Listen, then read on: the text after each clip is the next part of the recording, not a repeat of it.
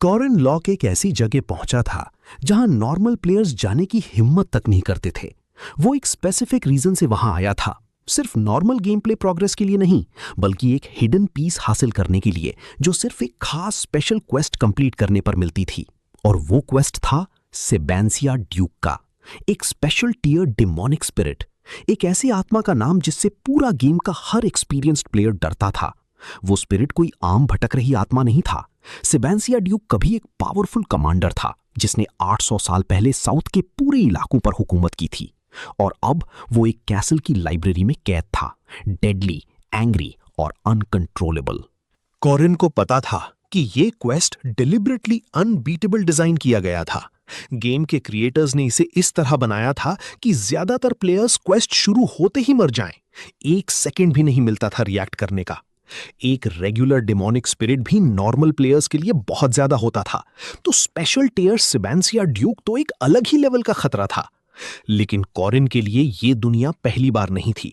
वो एक ऐसी जिंदगी से यहां आया था जिसमें उसने ये पूरा गेम पहले खेला था, हर सीक्रेट जाना था, हर कैरेक्टर की वीकनेस समझा था। तो जहां दूसरों को डेथ स्क्रीन दिखती थी, कॉरिन के दिमाग में एक कोल्ड कैलकुलेटेड प्लान चल रहा था।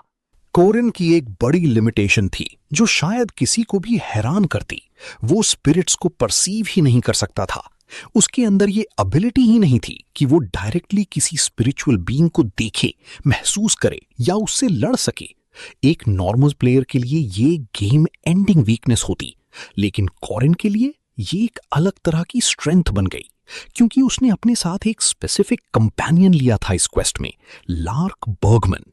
और कॉरिन ने लार्क को डिलिबरेटली चूज किया था एक स्पेसिफिक वजह से। सेबेंसिया ड्यूक एक ऐसी स्पिरिट था जो किसी भी बॉडी में पोजेस करके उसके अंदर आ सकता था, और वो सिर्फ उसी बॉडी की फिजिकल कैपेबिलिटीज यूज कर सकता था, अपनी नहीं। कॉरिन को ये पता था, और कॉरिन को ये भी पता था कि पूरी game heroic legends of Arhan के सारे कैरेक्टर्स में से लार्क बर्गमैन की स्ट्रेंथ स्टैट सबसे लोएस्ट थी। तो कॉरिन का प्लान सीधा था, ड्यूक लार्क को पोजेस करेगा, लेकिन उस वीक बॉडी में होने की वजह से वो प्रैक्टिकली टूथलेस हो जाएगा। कॉरिन ने लार्क को सीधा कह दिया था, sorry but I can't perceive spiritual beings, could you go inside this guys body instead. ये ड्यूक के लिए एक इनडायरेक्ट इन्विटेशन था लार्क के बॉडी में जाने का, और लार्क के लिए एक वार्निंग भी। थोड़ा गिल्ट था कॉरिन के अंदर लार्क के बारे में। वो एक इनोसेंट हार्ड वर्किंग बंदा था, कोई स्ट्रेटेजिक पॉन नहीं। लेकिन कॉरिन ने खुद को समझाया कि ये ड्यूक क्वेस्ट क्लियर करने का सबसे बेहतरीन तरीका था। और फिर उसने आगे सोचा, ड्यूक के पास जो आइटम्स थे वो बहुत पावरफुल थे। ड्यूक्स केप, वैम्पायर्स आर्मर और कई और टॉप रैंक चीजें जो ओरिजिनल गेम में सीहू के लिए बहुत इंपॉर्टेंट रही थीं। लेकिन यहां कॉरिन ने 1 सेकंड के लिए रुक के एक चीज सोची जो सब कुछ चेंज कर देती है। But I am not like him. ये 2 वर्ड्स, नॉट लाइक हिम, कॉरिन के पूरे कैरेक्टर का कोड थे। सीहू एक कोल्ड कैलकुलेटेड प्लेयर था जो गेम वर्ल्ड के लोगों को सिर्फ पॉन्स की तरह ट्रीट करता था। कॉरिन अलग था, और इस अलग होने का पहला प्रूफ तब मिला जब कॉरिन ने ड्यूक की पूरी बैक स्टोरी जानी, और तब उसने डिसाइड किया कि वो सिर्फ आइटम्स के लिए ड्यूक को यूज नहीं करेगा। सेबेंसिया ड्यूक की कहानी एक ट्रेजेडी थी। इस दुनिया में कुछ लोग एक खास एबिलिटी के साथ पैदा होते थे जिसे मार्क्स कहते थे, इनबॉर्न ट्रेट्स जो उन्हें सुपरनैचुरल पावर्स देते थे। ड्यूक का मार्क उस पे बहुत भारी पड़ा। वो एक वैम्पायर के ट्रेट्स के साथ कर्स हो गया था, खून की एक ऐसी प्यास जो वो कंट्रोल ही नहीं कर सकता था। ड्यूक ने कोशिश की बार बार, हर पॉसिबल तरीके से, लेकिन हर बार फेल हुआ, और धीरे धीरे वो डर उसके अंदर घुसने लगा। एक दिन वो अपनी प्यारी वाइफ लुइना को भी हर्ट कर देगा, अपनी बेटी सिसिलिया को भी। उस डर में ड्यूक ने एक ऐसा फैसला लिया जिसे सोच के ही अंदर कुछ टूटता है। उसने अपनी वाइफ को, अपनी बेटी को, अपने सारे सर्वेंट्स को कासल से बाहर भेजा, एक एक करके। फिर उसने कासल के सब पैसेजवेज बंद कर दिए, अंदर से, बाहर से, दोनों तरफ से। और फिर सबसे आखिर में खुद को इंसानों से हमेशा के लिए दूर रखने के लिए उसने मैजिक का यूज करके अपनी आत्मा को एक ग्रिमवा में सील कर लिया। वो बुक कासल की लाइब्रेरी में रख दी गई, और ड्यूक उसमें कैद हो गया 800 साल के लिए। सोचते हैं एक बार, 800 साल। ड्यूक को नहीं पता था कि उसकी लुईना ने कैसल छोड़ने के बाद कैसी जिंदगी जी। सिसिलिया बड़ी हुई, क्या बनी, कैसी इंसान बनी? कोई जवाब नहीं, सिर्फ एक खामोशी थी, और उस खामोशी में एक आत्मा भटक रही थी, अपने ही फैसले का बोझ उठाए, अपने प्यारों की यादें सीने में लिए। जब ड्यूक लार्क के बॉडी में आ गया, तब वो सीधा कोरिन की तरफ दौड़ पड़ा। कोई हेजिटेशन नहीं, कोई बात नहीं। ब्लड की अर्ज ने सब कुछ कंट्रोल ले लिया था, लेकिन कोरिन काम रहा, क्योंकि ये एग्जैक्टली वही था जो कोरिन ने एक्सपेक्ट किया था। लार्क की वीक बॉडी में ड्यूक का अटैक प्रैक्टिकली यूजलेस था। कोरिन जानता था कि ये फाइट मेन बैटलफील्ड नहीं था, असली गेम कहीं और खेला जाना था। कोरिन ने ड्यूक को रोकने के लिए जो किया वो साइलेंटली सबसे अनएक्सपेक्टेड था। उसने एक सवाल पूछा, I bet you are curious about your wife Luina Duke and your daughter Cecilia Duke. ये एक लाइन थी, बस एक लाइन, लेकिन 800 सालों की खामोशी में ये लाइन एक पत्थर की तरह जाके लगी। ड्यूक रुक गया, हाथ रुक गए, आत्मा के अंदर कुछ हिला।